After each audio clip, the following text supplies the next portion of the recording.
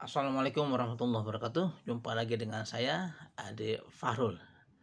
Sekarang saya ingin berbicara tentang renungan Indonesia kedua.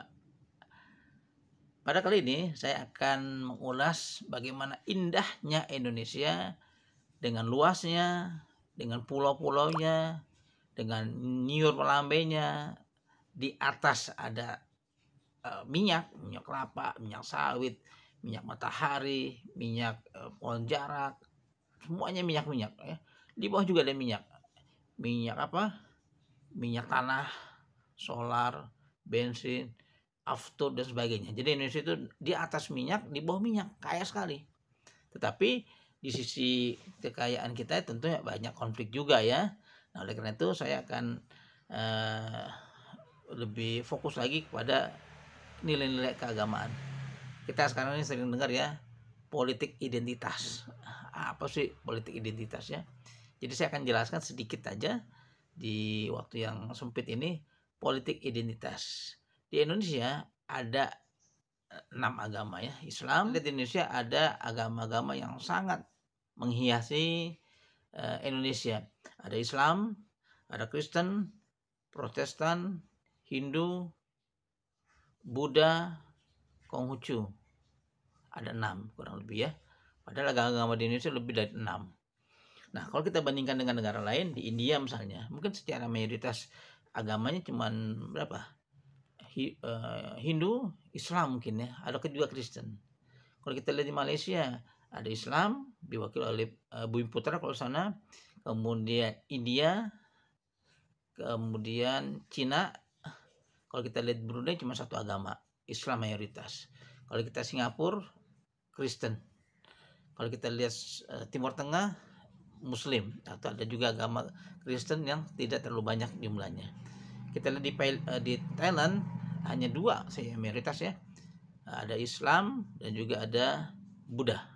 Nah, di Indonesia itu sangat banyak. Nah, jadi kalau kita lihat yang namanya politik identitas harus dimunculkan. Seorang Muslim, nanti saya pakai topi misalnya, atau saya pakai baju gamis misalnya, itu kan identitas kita. Saya pakai sorban, itu identitas kita. Saya yang Katolik pakai baju secara agama Katolik, itu namanya identitas.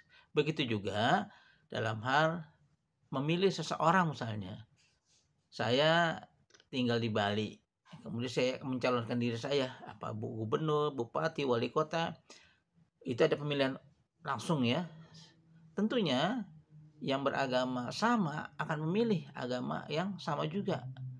Jadi kalau kita lihat ada kandidat agama yang berbeda dengan agama di Bali secara mayoritas, kita akan juga kalah mungkin ya ada pemilihan karena mereka akan mengambil identitasnya. Begitu juga hal yang lainnya. Ya di NTT misalnya Nusa Tenggara Timur, baik yang Kristen misalnya, itu sedikit sekali agama-agama di luar Katolik atau Protestan.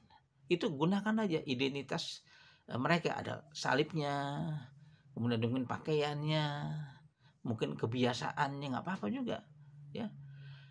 Bahwasanya keberagaman itu sudah menjadi sunnatullah, udah jadi dari sananya. Kita harus juga terima perbedaan yang ada. Kita nggak boleh marah dengan saudara kita di Bali misalnya ketika hari raya Nyepi ya.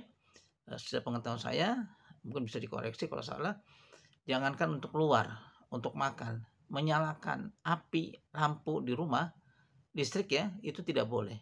Karena memang yang sebenarnya Nyepi benar-benar Nyepi. Mungkin hanya kendaraan tertentu yang boleh lewat. Misalnya ada ambulan orang sakit, ada kebakaran, ada keamanan polisi lewat dengan waktu yang sudah diatur, ada petugasnya ya. Tapi secara umum tempat-tempat keramaian, mall, pantai, kemudian tempat wisata lainnya pasti sepi itu. Nah, itu kan namanya identitas keagamaan di Bali. Kita nggak boleh marah dengan mereka.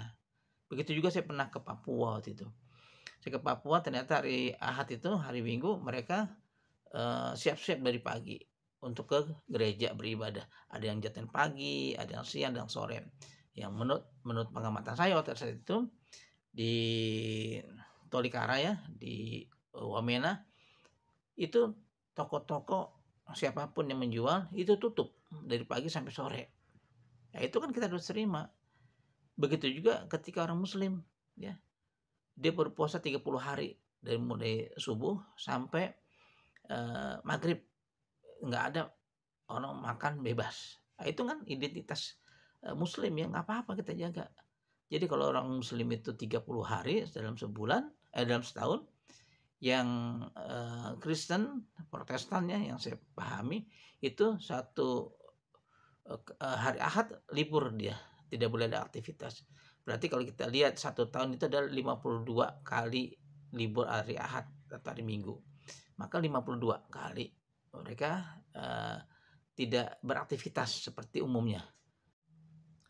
Di Islam 30 hari atau 29, nah di yang non muslim 52 kali. Itu kan indah sekali. Indah sekali kita jaga dengan baik ya. Oleh karena itu dengan keberagaman yang banyak sekali Indonesia, keberagaman agama, etnis, suku, warna kulit, bentuk rambut, itu adalah ciri khas kita. Nggak boleh kita ingkari, tidak boleh kita nafikan. Kita harus terima perbedaan itu ada. Yang penting bagaimana nilai-nilai toleransi, nilai-nilai kesamaan kita naikkan, kita ambil. Yang berbeda kita kecilkan atau kita hilangkan kalau bisa ya. Nah itulah beberapa hal yang saya lihat harus kita cinta Indonesia dengan 6 agama, konflik agama relatif tidak tajam. Dengan agama yang berbeda, yang punya keyakinan, keimanan masing-masing, punya tempat ibadah masing-masing, punya upacara masing-masing, punya ritual masing-masing, relatif Indonesia itu aman, terkendali. Oleh karena itu adalah kita jaga keharmonisasian Indonesia, kita jaga perbedaan yang ada, kita jaga kemajemukan yang ada menuju Indonesia yang lebih baik lagi. Tidak ada lagi hal-hal yang membuat kita berbeda dalam hal membangun Indonesia yang lebih baik. Mudah-mudahan ke depan buat generasi muda bisa kita wujudkan Indonesia yang lebih baik lagi. Hilangkan perbedaan dan ambil kesamaan. Bangun toleransi, bangun nilai-nilai yang baik, terima perbedaan ada, dan mulailah kita meningkatkan diri kita, baik itu pikiran kita, ide kita, gagasan kita, nilai-nilai keagamaan kita, masing-masing mengurus agamanya yang sudah ada, maka Indonesia akan lebih baik lagi dan Indonesia ke depan akan lebih cemerlang lagi. Terima kasih. Assalamualaikum warahmatullahi wabarakatuh.